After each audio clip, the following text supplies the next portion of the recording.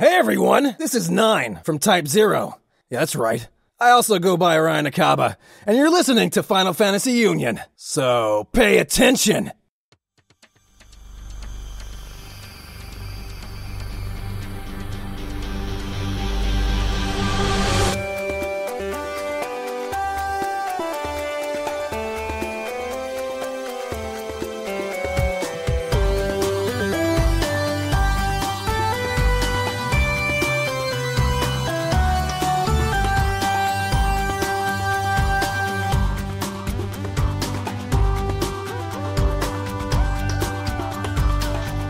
Hi everyone, and welcome to a special edition of the Final Fantasy Union podcast in preparation for the release of Type-0 HD. I'm your host Daryl, and I'm here with Lauren. Hi guys! And we are joined by Orion Acaba. Hey Orion. Hello. How's it going? It's going great. Thanks for having me on. That's no problem at all. So if you're listening to this for the first time and you don't know Orion, shame on you. Yes. But he has been involved in numerous voice acting gigs, and these range from roles in Shin Megami Tensei 4 to Tales of Xillia and even Phoenix Wright, where you may recognise him as Apollo Justice. Hold it! What? No, I'm just kidding. Go ahead. Today, though, he's here to talk about his role in Final Fantasy Type-0 HD, and he plays 9. Yes. But Lauren is super excited for that, as well as his role in Phoenix Wright, because... Yes, because I just, started the series, Phoenix Wright. I have it on my phone, and I'm totally, in love with it. Miles Edgeworth at the moment is my favorite character, but it might be Apollo Justice once I get to that game. I know my friend Lauren is, obsessed with Apollo Justice, so I think it's probably... It's probably time. It's inevitable. Yes. Cool. Yeah. I can. I think he will be, because he's awesome. I'm just kidding. I don't know. Yeah. So before we get on to the questions, I'd like to remind everyone that Final Fantasy Union is part of a podcast series called Final Fantasy and Kingdom Hearts Union, and it's presented by the Gaming Union Network. It comes on the iTunes Store, FinalFantasyUnion.com, and YouTube.com/FFUnionVids. So we've got loads of questions from the community, but we're going to start off with one from us, which is to ask Orion, out of all the roles you've done so far, what has been your favourite, or which have been your favourite? I would say, in all honesty, definitely 9 is that's a dream come true role, and the character was a lot of fun. So he's number 1, and I would say Apollo Justice is number 2. I've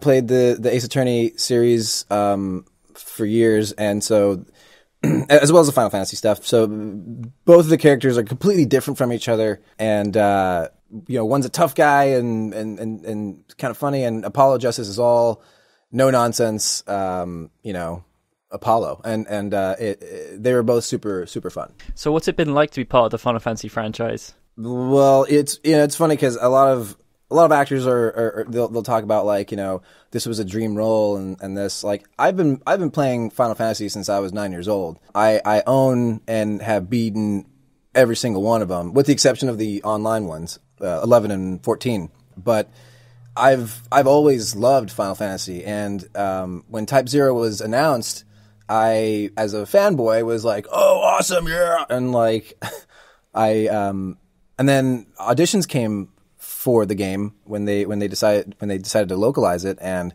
I lost my shit. I was like, "Oh my god, this is amazing!" And so I pulled the hair that I had at the time out, and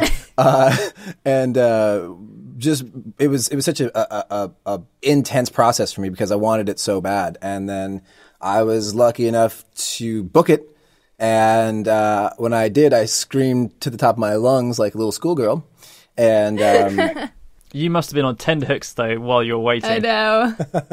yeah, but it was a literal dream come true, where when I realized, oh my god, I will literally be able to level myself up finally. It's amazing.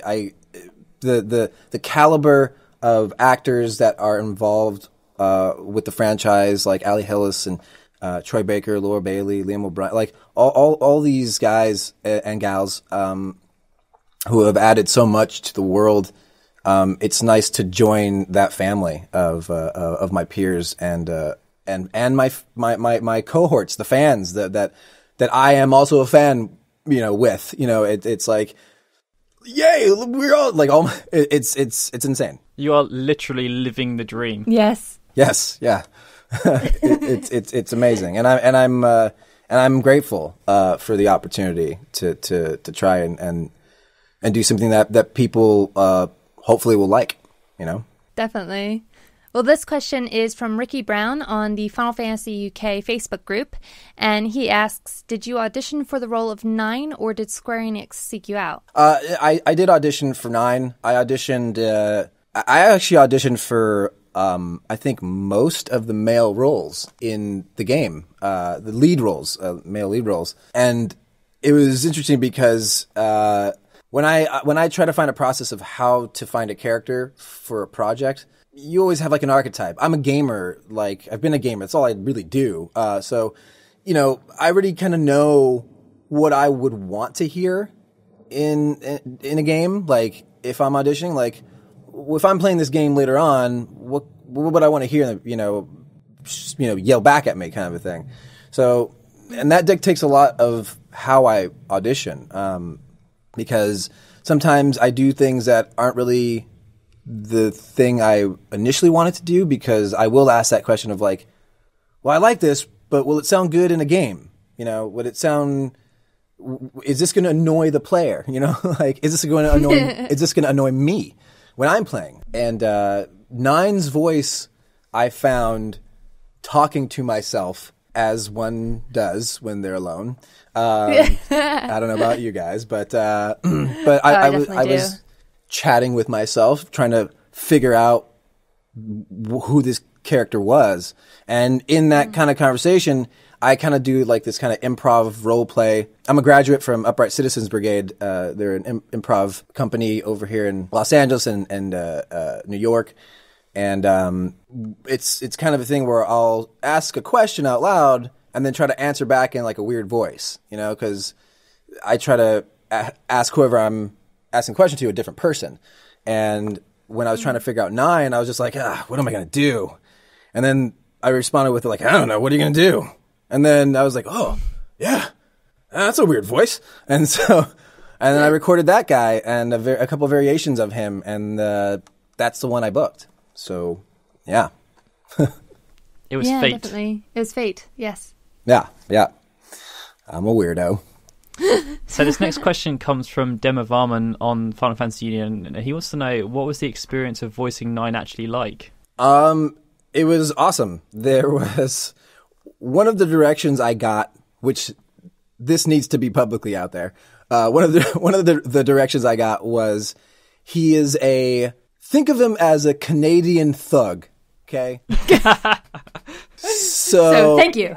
So sorry. Because the way 9 speaks, there's a lot of like weird things he says before and after sentences, and so I had to get into this mindset where I'm like, I'm a tough guy, but I'm supposed to be funny. Okay, sure. But that ultimately gave me a lot of room to play, so I could do a lot of like tough guy stuff, but I'm a comedic actor, so I got to be funny too, which I always love. And I was really happy that was the experience pretty much the whole time I was recording for 9, especially because sometimes during recording there might be a line change or something doesn't sound right, so we might change it on the fly.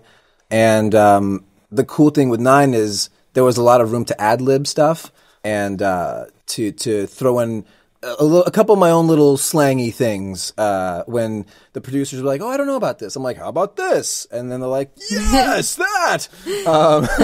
So that it was super fun. Like the Bob Buckholtz, who was the director for it, was really great, really supportive, and kind of let me explore what I could within the restraints that we had. Due to time and all those other things that happen when you make a production like that. But it was overall, I'd say, super fun. That must have had, I know like in the past when we've talked to people who've done Final Fantasy, they said that sometimes there's some things that do get lost in translation. Did you have any experiences like that where it was just like, this is noticeably bad English right here? Yes. There was a couple of those, and really, like, it's no fault of anybody. Like, no, the Japanese, it's just cute. Yeah, the Japanese slang is, they have their own. So when they try to do kind of our thing, it's lost in translation. And there were a couple of lines where I would say it, I'm like, I don't think this means what they think it means. Oh God, and I wish I could remember the particulars, but there was one where because 9 I believe is the only one who who swears in the game, and there was some line where it was like something fuck pie, and I was like hold on a second, I don't think this is going to work. Because this is totally not the context of what this word or phrase is supposed to be. And so they just cut it out completely. They went with a different thing altogether. But any of those are always generally really, really funny. So, as you said, 9 is the only one that sort of curses. In the Japanese version of Type-0, 9 is described as rude and impulsive. Quite different from Apollo, who is very much not that. So how did you prepare for obviously you said you did a lot of improv with 9. Do you prepare for those roles in a similar sort of way? My approach is not a popular one amongst my peers to acting, but it works for me.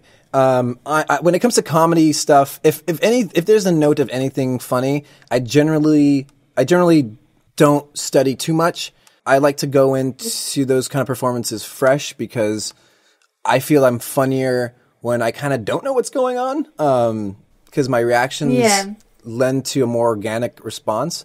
Comedy is always, I think comedy fails when it's planned out, and it's hard. But I would have a look at because there was several days of recording, and there were some emotional parts for 9 on a serious tip. So when those parts came around, I did study the script more so I could deliver that more genuinely. So for I would say 50-50. I'd say half of the time I kind of just went in, seat of my pants, let's just do something fun, and when I knew it was going to be kind of like, something is happening in the storyline where there needs to be a serious reaction, then I would definitely cover the script more before tackling that, for sure. Okay, well, you've mentioned that you're a big Final Fantasy fan. So this next question comes from Clay Killo on the Final Fantasy Union, and he wants to know which is your favorite Final Fantasy game and why. Oh my God. The age-old question. And does it follow the first game syndrome? We can get onto that after we've made a decision on the favorite game. Okay. So I can't say Type-0, of course. Who's the name of the person who asked that? Clay Killo. He's a bastard. I can't. You know what?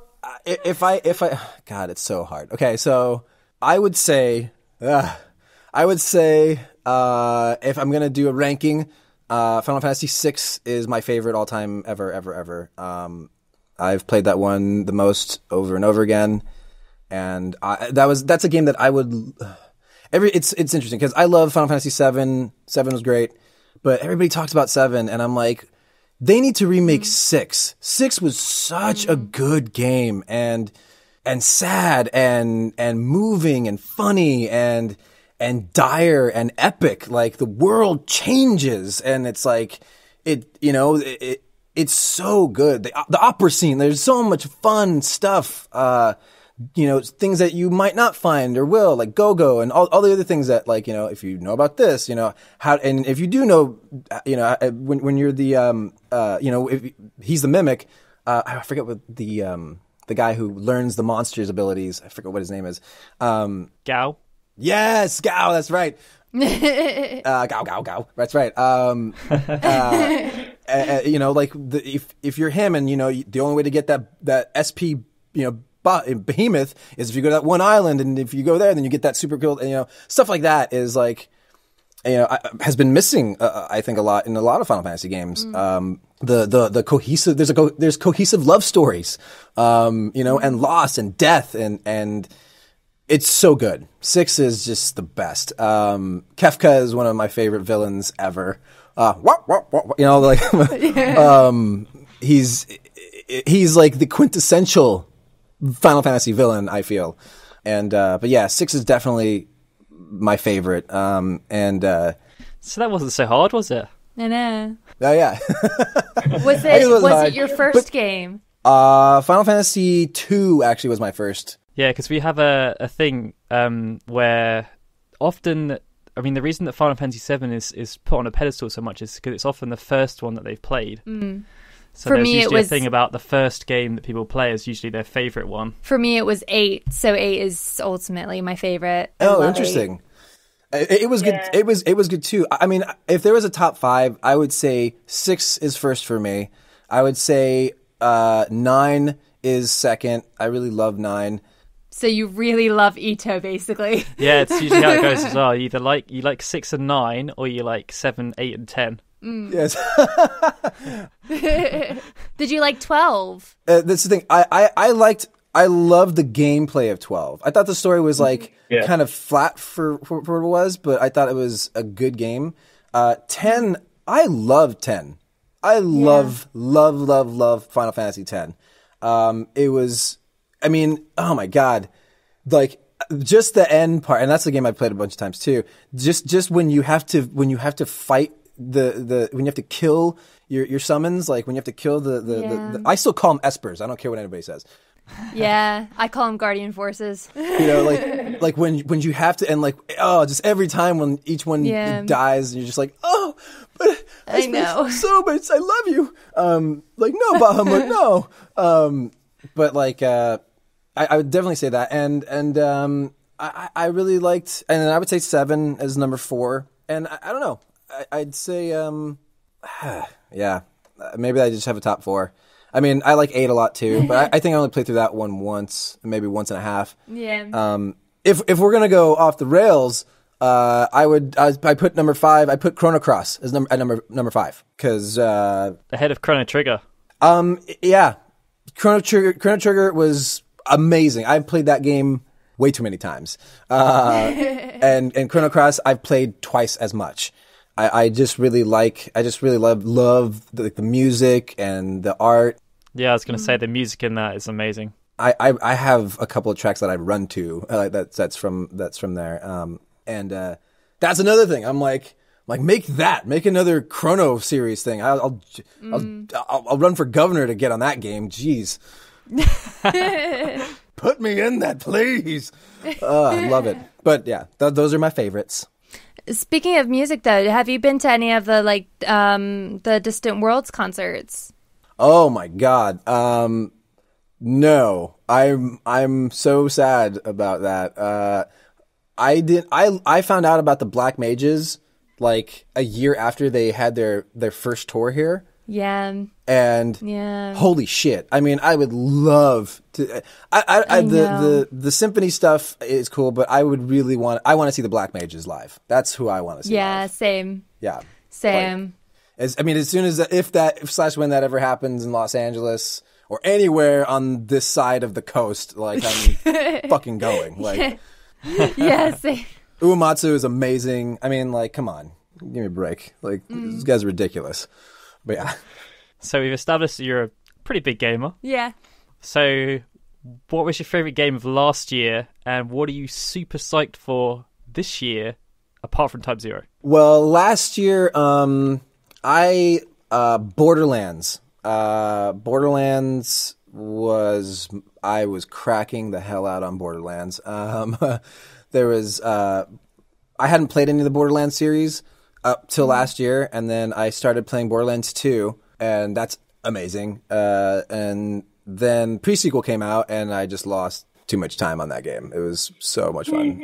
It was because it's they're shooters and all, but it's really well written stuff, really funny structure of a story. The gameplay and the mechanics work so well, and it's just I don't know if I don't like, but I just don't care for like. And I used to crack out on those games all the time too, but I'm not into the Halo Call of Duty thing anymore. I'm like done with it. Super serious first-person shooters. Yeah, it's like Borderlands was a shooter that is fun. Like it's a fun game, and I think, and I like the and all the guys at Gearbox are super nice, fun guys, and like they're just a bunch of good people that make that game. But yeah, so Borderlands and Warcraft, Warlords of Draenor, Warcraft, Warlords of Draenor. There it is. There you go. That came out in November, I believe, was that update for the expansion, and I have Carpal Tunnel now, so I've been playing that a lot. Oh yeah. Whoops. And but yeah, those are, and us and this year. Yeah, Type-0 for sure. No, I'm just kidding. But no, I am very much looking forward to the potential of hearing possibly that The Last Guardian will come out soon. I don't. It probably won't. I don't know. I'm hoping this E3 they'll be like, it's done and coming out for Christmas, suckers. Like I've been frothing at the mouth for that game. For probably as long as everybody else has, like ever since they showed that trailer 4 years ago.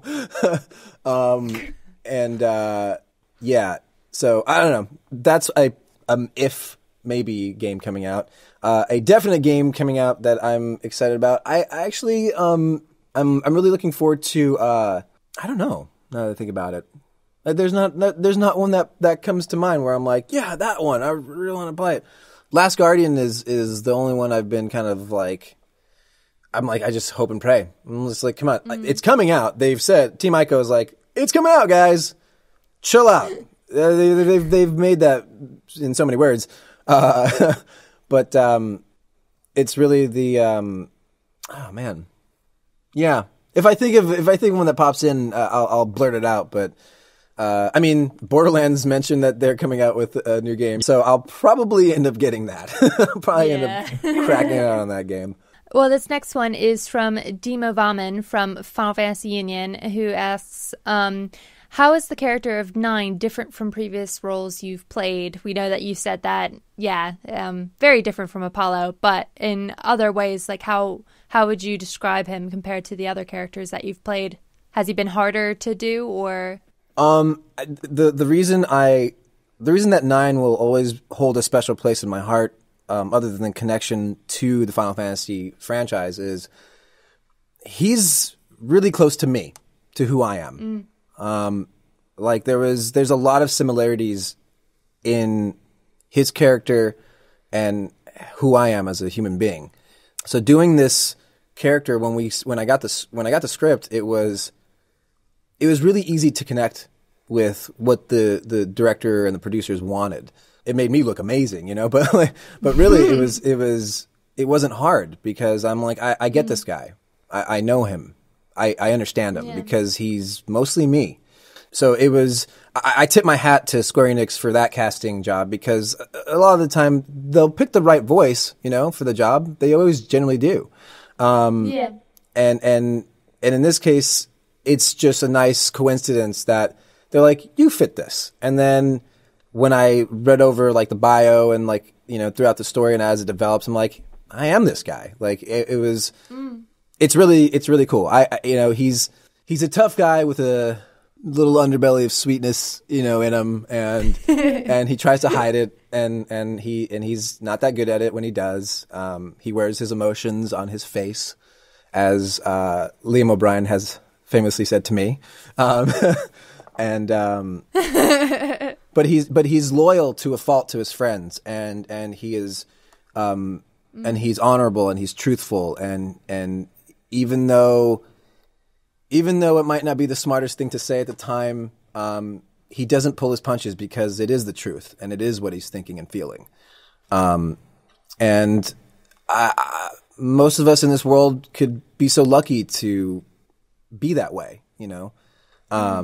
How many times have any of us wanted to say or do something to someone or in some situation where, you know, we ultimately couldn't because of the faux pas of doing so, you know, and making social mistakes by like expressing truth and how we feel, you know.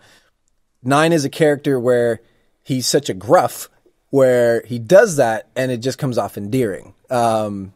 And that's a pretty good summary of me. So, because I generally will always speak my mind, and I'm definitely about the truth. So, it was great, and that's a big departure from pretty much every character I've ever played, where there's little bits like Apollo Justice. He's the other side of me where I'm all about, it's weird saying it, but I'm all about justice. I'm all about doing the right thing and, you know, or trying to do the right thing as best as humanly possible.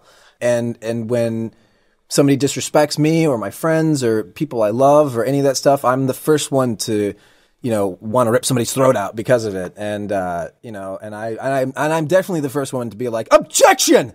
To any bullshit that comes my way.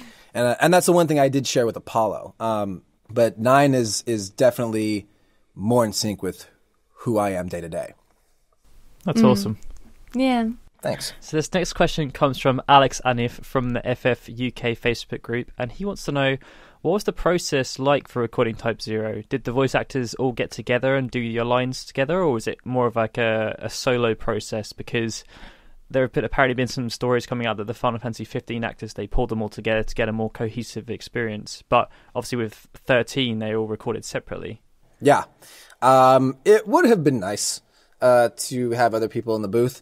But 95% of all video games ever recorded, they're going to be solo sessions, which is the thing where I think most people I get approached all the time when people are like, oh, I'm interested in voice acting, and I'm, you know, this, and they start asking questions and all this stuff. And one thing that people don't, because, you know, if you're not doing it, you don't know, you know, and that's perfectly fine. But a lot of people don't understand that what we do when you're voice acting is you're acting against nothing. You know, my reactions and everything I say, all the emotion and all that stuff that we have to pull from the page is, I don't have anybody in that room to do it off of. So me and my peers, whenever we're doing these sessions, it's us and our imagination and what we think will be the best end product when we're done. So when I was doing Final Fantasy, that's certain jobs like these for me it was easy because I've played all the Final Fantasy. I know exactly how I want it to sound. Like I know how I want these scenes to play out when everything's said and done.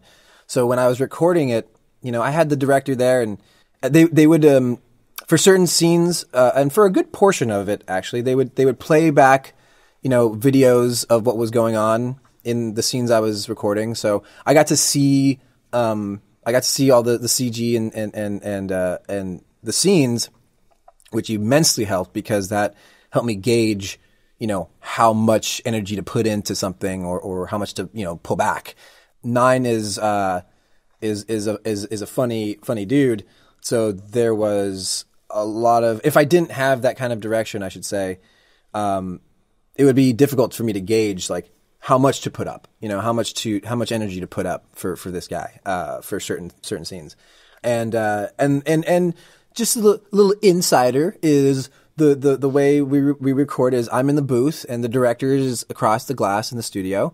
Behind him are the producers from Japan, the localization team that is the link between us and the head guys over in Japan.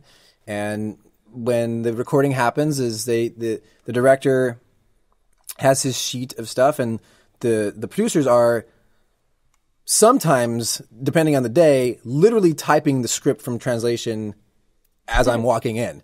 So sometimes that could be interesting, where these sessions can go longer than expected, but it's at that point it's a very collaborative production. So it's like there might be a script change, and then the producer's like, well, we're going to do this now, and then the director has to then take that and relay that to me, the actor, and go, okay, this is happening now. You're doing this, and so it's kind of like this daisy chain from Japan to the localization producers to the director to me, and that was that process. And generally, when it comes to recording games that are coming from Japan, that's generally the process. Well, I think that's all the questions we have time for. But thank you so much for taking the time to speak to us, Orion. It's been an absolute pleasure. Oh my God, guys, thank you so much for having me on. It's been super fun. We would love to have you back again sometime. Maybe if they make Type 1 and Type 2 and Type 3 and 9 is featured in those games. I mean, I hope. Or if they have a Final Fantasy Apollo Justice crossover. That'd be great. And super weird. Yeah, just love it. But no, thanks, guys. I really appreciate it. I have to say, like, the last day I recorded that, the last session I recorded for the project, I remember I cried on the way home. Aww. Because it was a realization that I had just finished something that a lot of people are going to love, but moreover, it is that thing where anybody out there that works hard, that really puts forth an effort to what they really want to do, whether it's acting, whatever, opening a business or starting a clothing, whatever you want to do. This was like a culmination of all of my hard work, where I literally get to live a dream out. And I recognize that a lot of people won't get that opportunity. So this whole thing, the recording, the game coming out, the fans I'm meeting and I'm gaining from it, and people like you who reach out and love this series to where you're doing this show, is, I appreciate and I love everybody. I look at all of you guys as my team, and I'm a part of yours as well. Go team. Yeah. Go beef. So thank you guys for this opportunity. Oh, that's really nice. Aww. That's such a... I'm starting to shed a tear now as well. Shut up. No, but we love having you. And this whole interview has just been really, really lovely. Yeah. Well, thank you very much. It's also nice to speak to somebody who's just as much a geek as we are. Because we rule the world. Exactly. We're the new cool people. Yeah, I love it. The all of us who got picked on when we were kids are like doing all the cool shit now. So boom. Exactly. Yeah, absolutely. Definitely. Well, thanks again, Orion. And if you're listening to this, be sure to check back with us in the future, as we're hoping to have some more Type-0 HD interviews. If we do have any coming up, we will keep you posted so you can spam us with questions again. Yay! Yay! Thanks a lot for listening, guys. Bye.